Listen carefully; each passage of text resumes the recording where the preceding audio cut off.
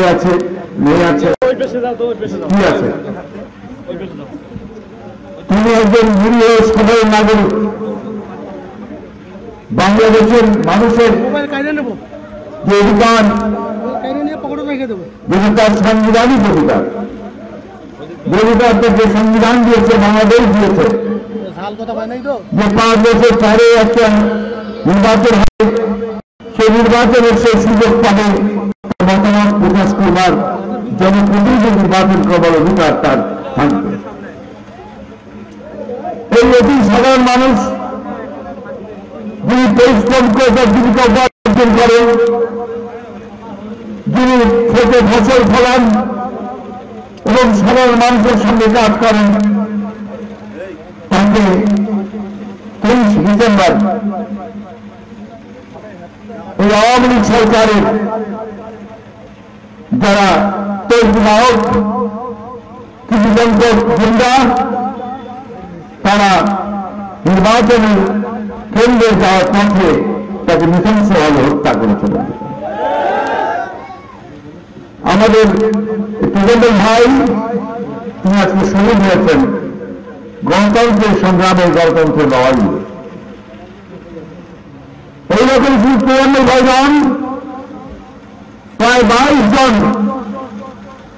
সাধারণ নাগরিককে শুধু ভোট দেওয়ার অপরাধে তাদেরকে হত্যা করা হয়েছে,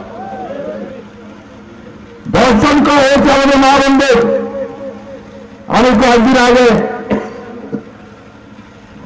নোয়াখালী গিয়েছিলাম, আমাদের নেতৃবৃন্দ সেখানে তার একমাত্র অপরাধ ছিল তিনি ধানের শীষে ভোট দিয়েছিলেন।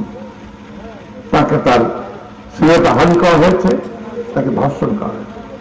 আজকে পত্রিকা তো আছে ওই নোয়াখালীতে করিঘাটে আর একজন মহিলা যিনি ধানের শীষে ভোট দেওয়ার জন্য, তার স্বামী যেহেতু বিএনপি করে, যুবদলের নেতা, তাকে হত্যা করা হয়েছে। বন্ধুগণ, তাকে ধর্ষণ করা হয়েছে।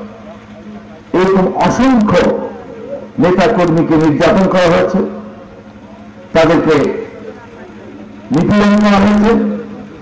এই সবচেয়ে ভয়াবহ কাণ্ড যে আওয়ামী লীগ এবার রাষ্ট্রযন্ত্রকে ব্যবহার করেছে পুরোপুরিভাবে। আমরা গণতান্ত্রিক ইতিহাসে আজ পর্যন্ত কখনো শুনিনি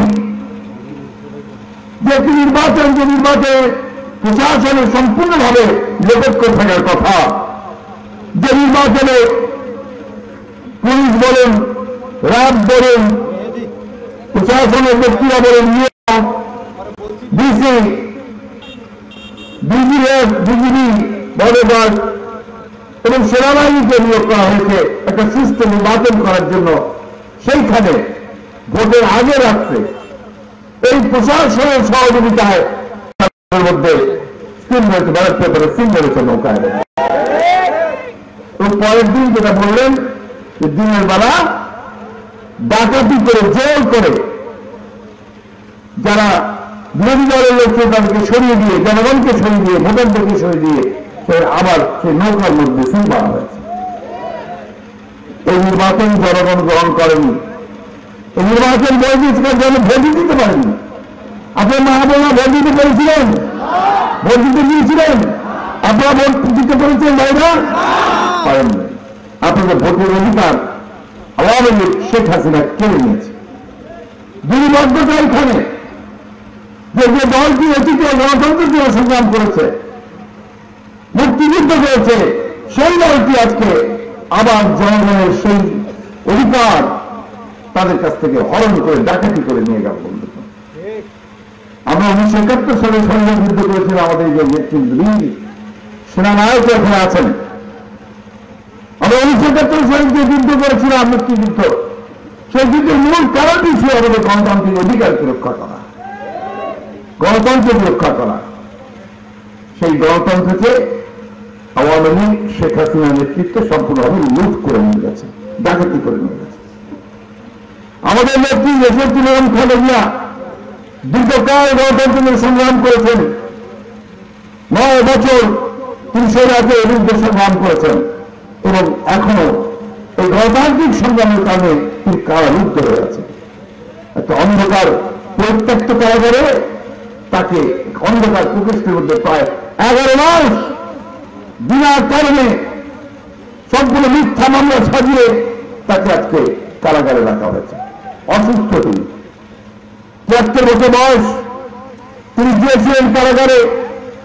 হতে হতে সকলকে এই কথা বলে দিয়েছিল, আজকে আমরা এখানে যে আছি, যে আমি কারাগারে যাচ্ছি, সেই জন্য আমার কোনো ভয় নেই, আমার কোনো চিন্তা নেই। তোমরা এই দেশকে বাঁচানোর জন্য, এই মানুষদের অধিকারকে ফিরিয়ে আনার জন্য, গণতন্ত্রকে ফিরিয়ে আনার জন্য তোমরা সব ঐক্যবদ্ধ হয়ে সংগ্রাম করবে, তোমরা লড়াই করবে, গণতন্ত্রকে ফিরিয়ে নিয়ে আসবে। বন্ধুগণ, তারই নির্দেশে আমরা গণতন্ত্রকে রক্ষা করবার জন্য আমরা বৃহত্তর জাতীয় ঐক্য সৃষ্টি করেছিলাম। এবং সেই বৃহত্তর জাতীয় ঐক্য সৃষ্টি করে আমরা সারা বাংলাদেশের মানুষের মধ্যে একটা উত্তাল তরঙ্গের ঢেউ শুরু করতে পেরেছিলাম। বন্ধুগণ, আপনি নিজেও জানেন নির্বাচনের আগে মানুষের কি ইচ্ছা ছিল। আপনার দিনু সাহেব, তিনি কি নির্বাচনে পরাজিত হওয়ার মতো মানুষ? আমি পথে আস্তে আস্তে দেখলাম মানুষ কিভাবে সব রাস্তা থেকে বেরিয়ে আসছে, ঘর থেকে বেরিয়ে আসছে, দোকান থেকে বেরিয়ে আসছে, সবাই ঘাড়ের শীষে তারা ভোট দিয়ে দিতে চায়, দিতে চেয়েছিল, সেটাই প্রমাণ করে। বন্ধুগণ, আজকে বাংলাদেশের মানুষ কেমন থমকে গেছে, কারণ তো হাসি নেই। তারা যেখানে ভোট দিতে চেয়েছিল, তারা যে সরকার পরিবর্তন করেছিল, এই যে একটা ভয়াবহ শ্বাসরুদ্ধকর অবস্থা যেদিকে বেরিয়ে আসতে চেয়েছিল, সেটা তারা করতে দিল না। আজকে শুনলে আজকে 30 ডিসেম্বরে নির্বাচন নয় বন্ধুগণ, এর আগে 2014 সালে 5 জানুয়ারি নির্বাচনে আওয়ামী লীগ একই কাজ করেছে। তার 154টা আসনে আগেই ঘোষণা করে দিয়েছে নির্বাচিত হয়ে গেছে, বিনা নির্বাচিত, আর অন্যান্য বিরুদ্ধে জনগণ ভোট দিতেই যায়নি। তখন তারা জোর করে ক্ষমতা দখল করে বসেছে। আজকে আবার আরেকটি নির্বাচনের প্রহসনের মধ্যে দিয়ে জনগণের সমস্ত অধিকারকে কেড়ে নিয়ে তারা আজকে আবার নিজেদেরকে নির্বাচিত ঘোষণা করে বসে গেছে ক্ষমতায়, উৎসব করছে। সরাসরি উদ্যানে আপনার বিজয় উৎসব করেছে, কি জনগণের মধ্যে কিন্তু কোনো উৎসব নেই, সেখানে শুধু হাহাকার আছে কি তার অধিকারকে কেড়ে নেওয়া হয়েছে।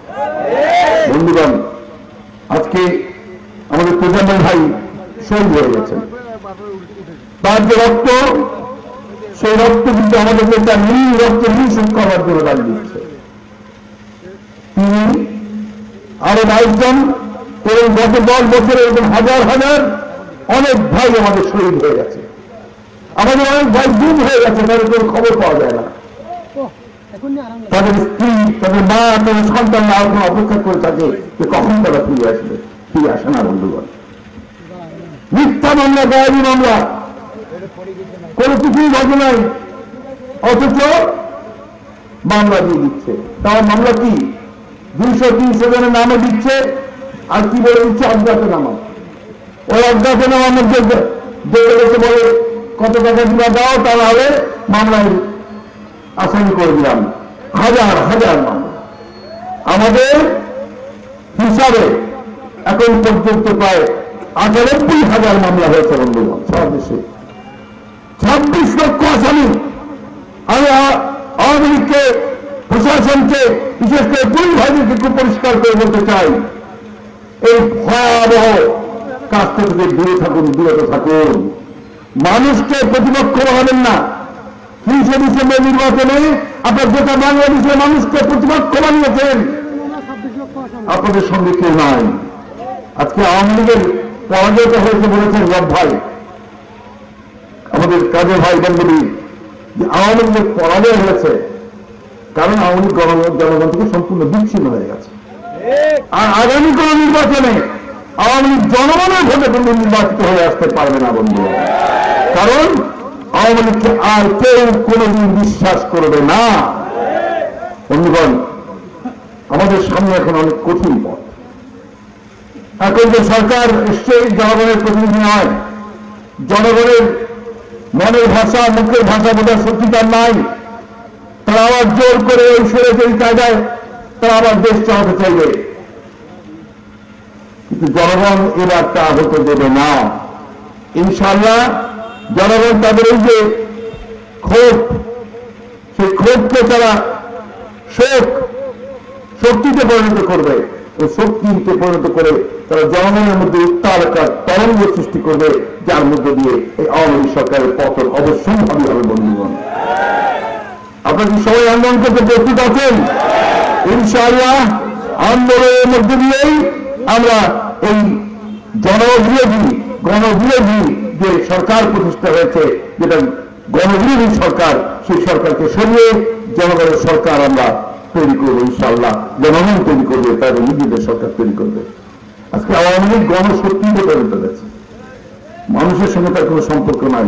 সুতরাং এই গণশক্তিকে সরানোর জন্য সকল দেশবাসীকে আজকে ঐক্যবদ্ধ হতে হবে ও তার অধিকারকে প্রতিষ্ঠা করতে হবে। বন্ধুগণ, আমি পরিশেষে আবারও আমাদের প্রধান ভাইয়ের বিভিন্ন আত্মার প্রতি শ্রদ্ধা নিবেদন করছি, মাগফিরাত কামনা করছি।